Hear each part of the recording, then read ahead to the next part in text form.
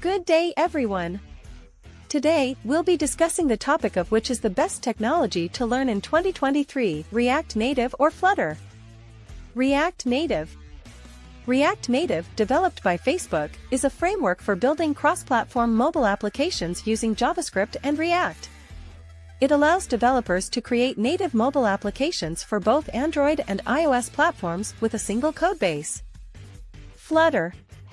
Flutter, developed by Google, is a UI toolkit for building beautiful, fast and natively compiled applications for mobile, web and desktop from a single codebase. It is built using Dart programming language and provides developers with a vast array of widgets and tools for creating highly responsive and visually appealing applications. React Native versus Flutter. Now, when it comes to choosing between React Native and Flutter, it really comes down to personal preference and the type of projects you want to work on. React Native is a great option for those who are already familiar with React and want to use their existing knowledge to build mobile apps. It also has a large and active community, meaning there are plenty of resources and support available for developers. On the other hand, Flutter offers a more modern and expressive development experience, with its fast hot reload feature and a rich set of widgets. It also has a growing community and is quickly gaining popularity among developers. Conclusion.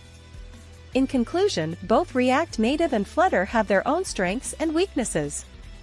If you're already familiar with React, then React Native may be the better choice for you. If you're looking for a more modern and expressive development experience, then Flutter may be the way to go. Whichever technology you choose, both React Native and Flutter will provide you with the tools you need to create high-quality and performant mobile applications. So, pick the one that appeals to you the most, and start learning today. That's all, friends.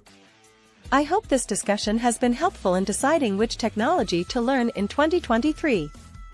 Happy coding! In this video, if you learned a lot or if there are other things you still want to learn, let me know in the comments below. Otherwise, don't forget to hit like, subscribe, and I'll see you in the next.